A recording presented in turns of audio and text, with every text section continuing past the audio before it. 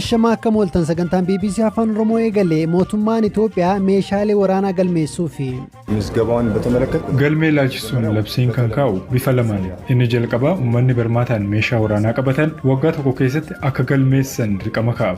mootummaan federaalaa naannoo Tigraay irraa deeggarsa bajataa adda guutuu beeksise. የፌደራል መንግስት mootummaan federaalaa deeggarsa naannoleef kennu ilaalchisee deeggarsa taasisuu kan danda'u qaama bu'uura seeraa qabuuf. naannoon Tigraay gamasaatiin fudhataman qabu jedheera dhimma kanarratti ogeessa seeraa dubbisneerra. hojii raawwachiistuu wajjin hariiroon qabdu taanaan aanaa fi godina wajjin hariiroo akkamii qabaata? Maalidha amma karaa kamiin deemtee aanaa fi godina wajjin hariiroo uumuu dandeenya? dorgommiin pirimeer liigii Itoophiyaa gurguramuu fi kaanis dhageessu sagantaa kana ammayyuu taanaa isiniif dhiyeessa. mootummaan Itoophiyaa meeshaalee waraanaa galmeessuu eegaluuf akka ta'e beeksise. biyyattiin amajjii bara 2012 labsii bulchiinsaa fi to'annoo meeshaalee waraanaa baastetti. rakkoowwan nageenyaa bakkeewwan biyyattii garaa garaatti mudatuuf ga'een meeshaalee waraanaa seeraan alaa socho'anii tokko akka ta'e amanama. ministeerri nagaa Mufariyaat Kamiil ibsaarra kennaniin labsii kana hojiirra oolchuu keessatti ga'een poolisii federaalaa olaanaa ta'uun ibsuun alatti yoom akka eegalu hin himne.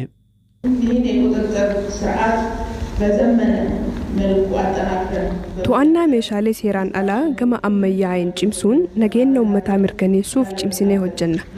seericha hojiirra oolchuu keessatti poolisiin federaalaa dura aantummaan hojjeta. ta'us koomishiniin poolisii naannolee fi bulchiinsota magaalaa waliin qindoominaan hojjeta. hojimaata hanga ammaa jiruun dhaabbileen daddabarsa meeshaa waraanaa seeraan ala to'atuuf hojjetan haala barbaadamuun sirna teeknooloojiin kan deeggarame miti. mootummaan kaka'umsa seera daddabarsa meeshaalee waraanaa to'atuuf baaseen dhimmichaaf xiyyeeffannoo ol aanaa kennuun ogeessota sadarkaa federaalaa jiran leenjisuun yeroo dhiyootti galmee meeshaalee kan jalqabnu ta'a.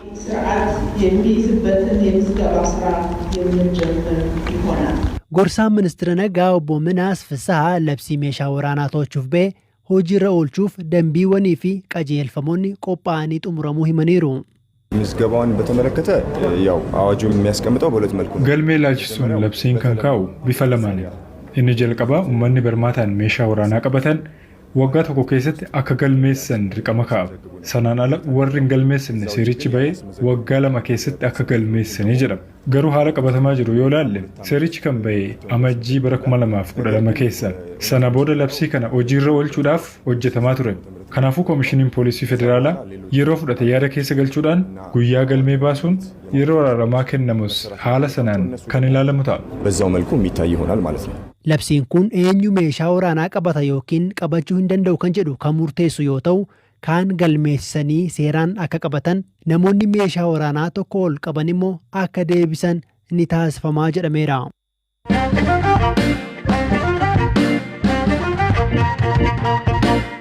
Ji'oota muraasa keessumaa torbee qabannee jiru kanatti hoomaanaan waannisaa naannolee Amaaraa fi Tigraay keessatti oomisha irratti miidhaa geessisaa jira. godinaaleen naannoo Amaaraa keessa jiran 3 fi godinni Tigraay tokko weerara hoomaa waannisaa kanaan daran miidhamuu isaaniitu ibsame.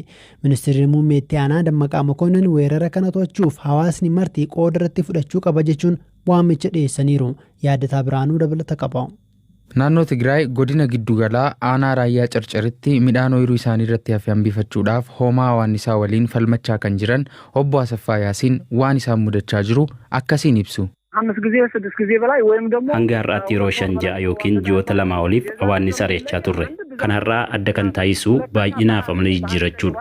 amma yoonaatti gara kaabaatti qilleensa waliin deema waan jedhamuuf garasitti ari'aa turre. amma garuu gara fedhetti deemuu danda'a. amala jijjiirratee jira.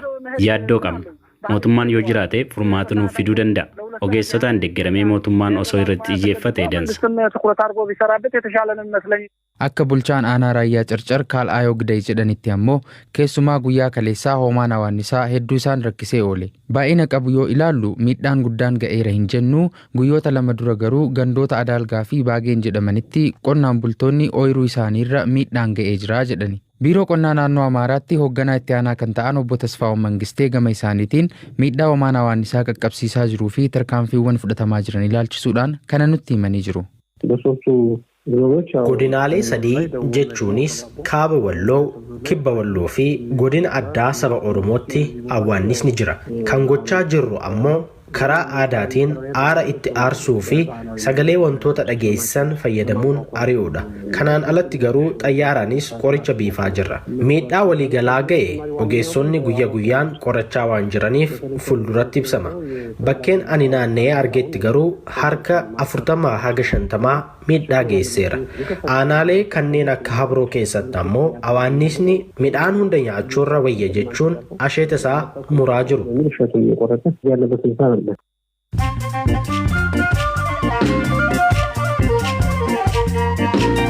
Dhaggeeffattoota keenya oduuwwan gaggabaaboo isinitti maayyamni tamsaasa kallattii Pirimeer Liigii Itoophiyaa fi moggaasni dorgommichaa doolaara miiliyoona 22.5 gurgurame. Akka miidiyaaleen biyya keessaa gabaasanitti sheer kaampaaniin Pirimeer Liigii Itoophiyaa dorgommicha kallattiin dabarsuuf dhaabbilee fedha qabaniif caalbaasii baaseen kan dorgoman keessaa Maltii Chooyiz Itoophiyaa dorgommicha DSTV irratti dabarsuuf hayyama isa dandeessisu argatee jira. Hanni piroojeektii ijaarsa sarara elektirikaa Itoophiyaa hanga Keeniyaatti diriiraa jiru irratti raawwatame kasaaraaf na saaxileeraa jedhe humni elektirikaa Itoophiyaa. Ibsa dhaabbatichi baaseen sarara kiiloomeetira 433 diriiraa jiru irratti naannoo godina Walaayittaatti hanna irra deddeebiin raawwatameen birrii miiliyoona 34.6 ta'u kasaareen jira jedheera. Haleellaa giddugala gabaa Naayiroobii Westgeet jedhamu irratti raawwatameef namoonni 2 yakkamtoota ta'uun irratti murtaa'e. Namoota kunneen irratti murtii adabbii dabarsuuf beellamni qabameera. Saayintistoonni 2 keemistiriidhaan badhaasa Noobeelii bara 2020 mo'atan. Saayintistoonni 2 meeshaa qaccee dhala namaa yookiin immoo DNA ittiin sirreessan hojjetan keemistiriidhaan badhaasa Noobeelii bara 2020 mo'ataniiru.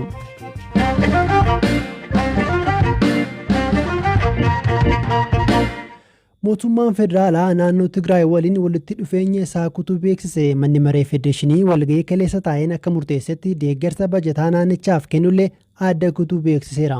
Murteen kun murtii kana dura manni maree federeeshinii filannoo naannichi adeemsisuuf ture irratti murteesse hojiirra oolu waan dhabeef kan darbe akka ta'e ibsameera.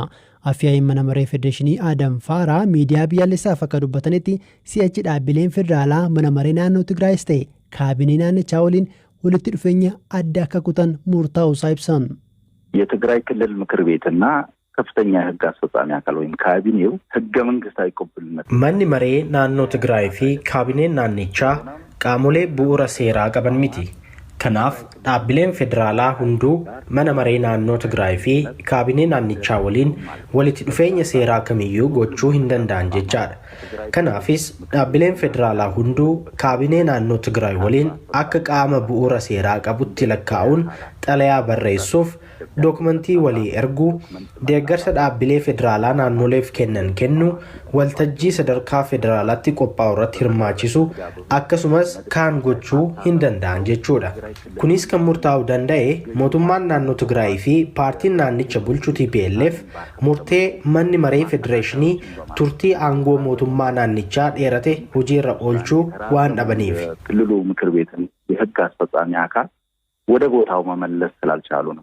haa ta'u malee jedhan obbo Adam uummanni tajaajilota bu'uuraa kanneen akka fayyaa barnootaa fi kaan akka argatuuf mootummaan federaalaa aanaalee bulchiinsota magaalaa fi gandoota naannoo Tigraay waliin hojjetaa jedhan.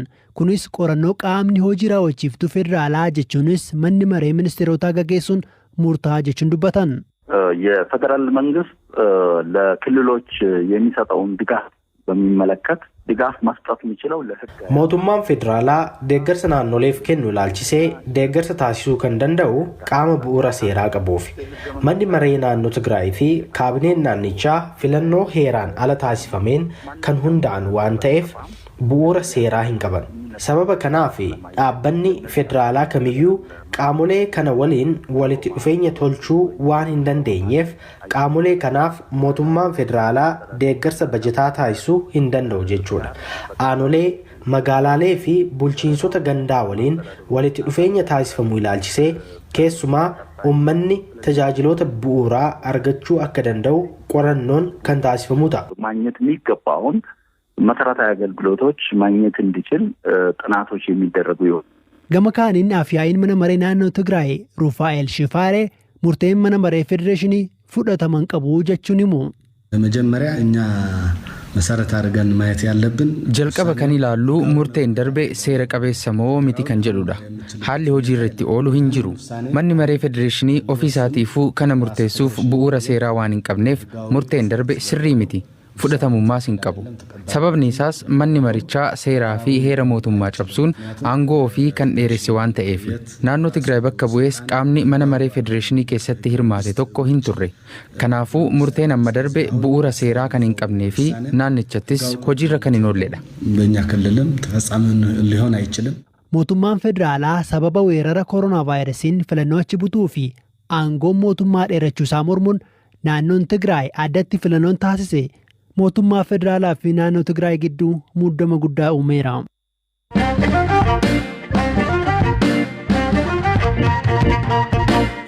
Dhimma kana irratti manni maree federeeshinii naannoo Tigraay irraa deeggarsa bajetaa kennaa ture addoo guutuusaa beekseera. Kunis sababa murtee mana maree federeeshinii murteesse kabajuu dhabuun filannoo gaggeessaniif jedheera. Murtee federeeshinichaa irratti yaada isaanii kan gaafanne yuunivarsiitii Finfinneetti barsiisaa federaalizimii kan ta'an Dr. Siisaay Mangiste hojiirra oolchuun rakkisaa ta'uu malaa jedhu. Keessumaa naannicha irraa bajeta kutanii aanaalee waliin dalaga jechuun aanolee fi magaalonni qaamolee lamaaf akka waamaman taasisaa jechuun dubbatan. Yuunivarsiitii Jimmaa kolleejjii seeraa fi bulchiinsaatti barsiisaa seeraa kan ta'an Dastaa Darajjee gama isaaniin deeggarsa bajetaa mootummaan federaalaa naannoo Tigraay irraa kutee hojiirra oolchuuf rakkisuu malaa jedhu. Faayidaan naannoon Tigraay mootummaa federaalaa barbaadu sana hin kennu yaade jedhu kaasee mootummaan federaalaa kun egaa faayinaanshaal ishuu dabalataa deeggarsa mallaqaa dabalataa deeggarsa ogummaa barbaadaa naannoon Tigraay naannoodha malee diigimesii sadarkaa addunyaatti hin qabu. Kanaaf immoo deeggarsoonni garaagaraa maqaa naannootiin dhufan jiranii isaa san hunda dabalataa jechuudha. Deeggarsa gaafa jennu wiizin desteetii qofa miti yookaan kan federaal mootummaa baajata baay'ee naannoon federaalaa Tigraayidha yookaan naannoo kan biraatti kennu qofa miti jechuudha. Maqaalee naannolee saglan kanaa fi siitii isteetii kanaan dhufu waan baay'ee dhufuu danda'a. Isaan sana dabalataa jira gabaabumatti.